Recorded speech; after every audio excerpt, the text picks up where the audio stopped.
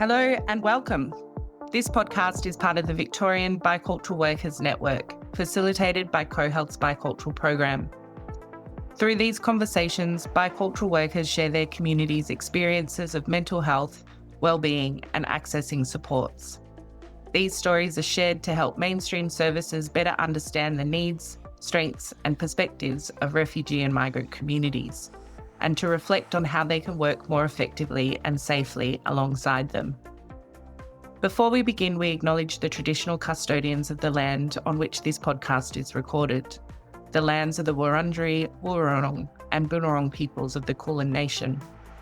We pay our respect to elders past and present, and we acknowledge that this work takes place on unceded, stolen land. We recognise the enduring leadership, strength and wisdom of First Nations people in navigating, surviving and challenging colonial systems, and in bridging divides to support the well-being of their communities. My name is Jasmine Phillips, and I'm the Bicultural Program Lead at CoHealth.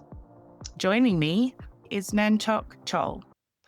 My name is Nanchok Chol. I am South Sudanese, and I am a mother, a writer, and an artist. And I'm someone that is very passionate about creating mental health awareness within the South Sudanese community. And much of my work was doing that through a lot of programs in community and through previously a non-profit organization called South Sudanese Minds. At the moment, I am a bicultural peer practitioner at Mind Australia within the mental health and wellbeing local here in Melton. Melton has the second largest South Sudanese community. The first is Wyndham. I'd say that a strength of the South Sudanese community is that we live collectively, even though we're spread out within Victoria. Community is something that is very instilled within us. I'm grateful that I had a father that really emphasized to me the importance of community. And I feel like through my life experiences, I've seen why community is so important and why we need people, because we can't get anywhere without people and no one's an island.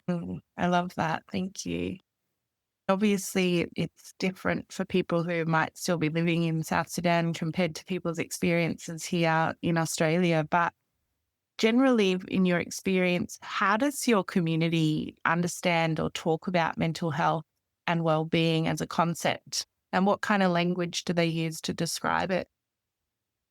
I'd say that the topic of mental health is still stigma within our community. Mental health and well-being is something that I believe is still premature, and it's something that we're still trying to understand and dissect within a community and also have language around it. So I'm from the Dinka tribe, and in the Dinka tribe, if there's anything that is attached to mental health, they always have to describe it with this word called num, which means like head. So when people describe mental health issues, it's like they think that there's something wrong with your head rather than it being like a thing that everyone experiences, not just something being wrong with your head. Thank you for sharing that. I think language is so powerful in how we understand communities' perspectives and the way that they speak about mental health. What about when somebody does express that they're experiencing concerns with their mental health or their well-being? How do people seek support? Back home in South Sudan, we lived as a collective. So if there is an issue with someone within a household or family, that person and their parents would usually go to the community leader and express what's happening.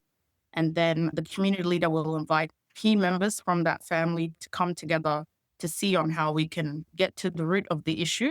So we like to deal with it from a collective lens. But when you do express mental health struggles or issues, it's like people have a lot of resistance around that. So they can invalidate like what you're experiencing, or I feel like also make it seem as if it's a minor inconvenience that you're experiencing. A lot of the parents usually bring up the conversations around the things that they have been through. And it's like, why are you as a young person expressing this when we have provided so much for you? So I feel like they focus more on the external rather than the internal impacts that could be impacting that young person. Can we talk about that a little bit more? Because I hear that a lot in my work, especially working with newly arrived refugee communities, where the comparison between what their parents or earlier generations experienced, often with conflict or war or long Mm, journeys of migration and refugee mhm. experiences, the comparison piece where people will compare themselves to that hardship and not see their own mental health struggles as being legitimate because they didn't have to live through war or they didn't have to live through such extreme Yeah. situations. Yeah, this is what I'm talking about. And then also I'd add that I feel like on the topic of mental health, it's like people see it as something that is invisible. If you're experiencing war, that is something that you're experiencing on a physical level. So when you are expressing that you have mental health issues or mental illness, it's like they're like, we can't see it on you. So it's what are you complaining about or talking about? When we've provided for you, you have a home to stay at, you have food.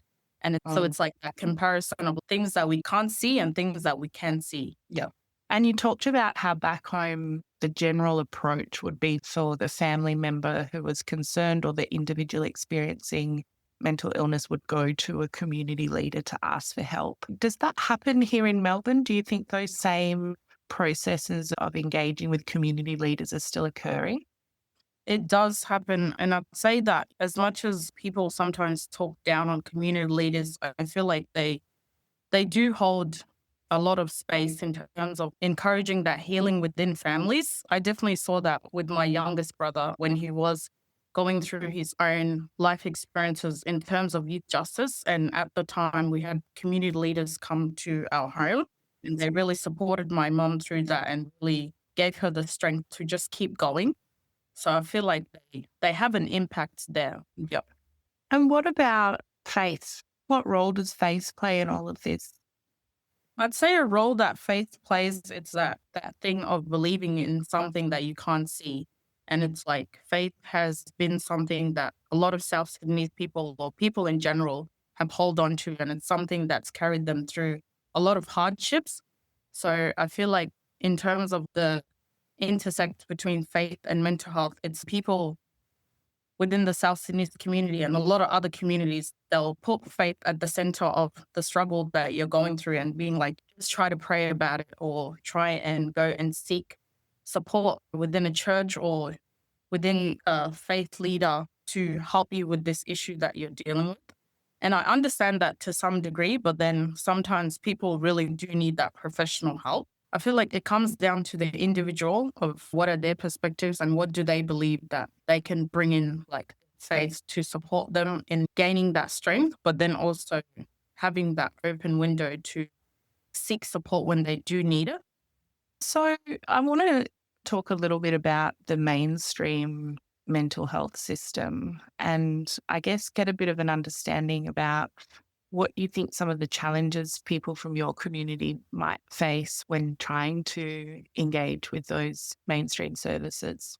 I'd say a barrier is definitely language. I've seen through the work that I've done in community that much of the information that is out there about mental health is comes from a very white lens approach. So it doesn't integrate other cultures or other communities on their perspective of mental health or how they look at mental health or deal with mental health within their communities. And also, I'd say a big barrier is the professionals or the practitioners that in these mainstream mental health organizations don't look like the people that they're serving.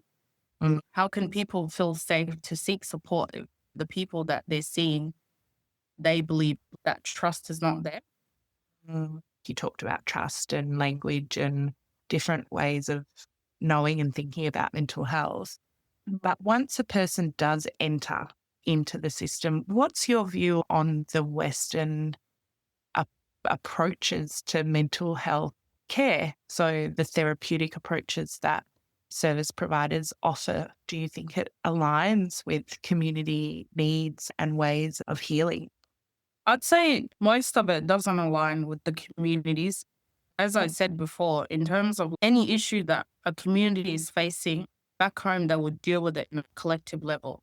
So if it's like someone that is moving into a service now and they're seeing a practitioner and that practitioner is just indicating to them, you have to take this medication straight on without actually getting to know the person or the cultural background that they come from. Or even sometimes the questions that are on there, it's speaking about how someone is presenting, or culturally, sometimes people don't look you in the eye because it's a sign of respect. But then that practitioner might take it another way. So it's like all these little things, and sometimes it can create more harm than it's needed. As a South Sudanese woman and in a lived experience role in a mental health setting, what do you wish that mainstream mental health services knew and understood about your community? I'd say I wish that they knew that there's a lot of people that are out there that are suffering, but they don't know, they don't have the resources or the knowledge of the services that are here. I always think about those people that can't get to the service or are not even aware of it.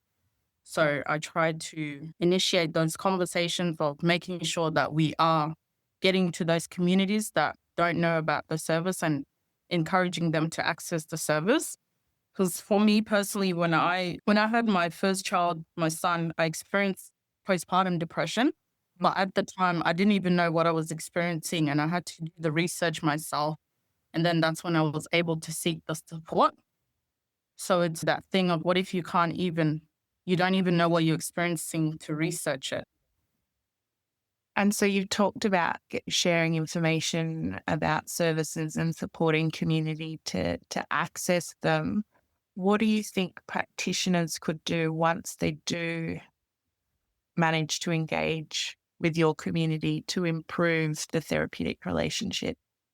Um, I'd say practitioners should have some form of training in terms of cultural sensitivity and cultural appropriateness so they can know the communities that they are serving.